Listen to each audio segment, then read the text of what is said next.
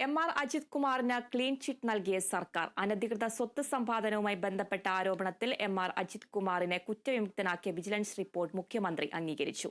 PV. Anwar ഉന്നയിച്ച ആരോപണങ്ങളിലായിരുന്നു അന്വേഷണം. മുൻ എം.എൽ.എ. പി.വി. അൻവർ ഉന്നയിച്ച ആരോപണങ്ങളിലായിരുന്നു വിജിലൻസ് അന്വേഷണം നടത്തിയത്. കവടിയാറിലെ ആഡംബര വീട് നിർമ്മാണം, ഫ്ളാറ്റ് വാങ്ങൽ, സ്വർണ്ണക്കടത്ത് ഉൾപ്പെടെയായിരുന്നു പി.വി. അൻവർ ഉന്നയിച്ചത്.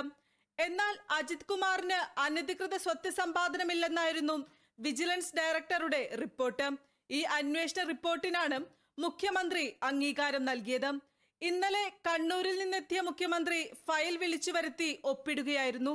അതേസമയം അനധികൃത സ്വത്ത് സമ്പാദനം ആരോപണത്തിൽ കേസെടുക്കണമെന്ന DGPയുടെ ശുപാർശ തൊടാതെയാണ് ക്ലീൻ ചീറ്റ് നൽകിയുള്ള വിജിലൻസ് റിപ്പോർട്ടിന് സർക്കാർ അംഗീകാരം നൽകുന്നത്. പി വിജയനെതിരായ വ്യാജമൊഴി നൽകിയതിൽ കേസെടുക്കണമെന്ന ശുപാർശയിലും മുഖ്യമന്ത്രി തീരുമാനമെടുത്തിട്ടില്ല. Kerala vision news, Thiruvananthapuram.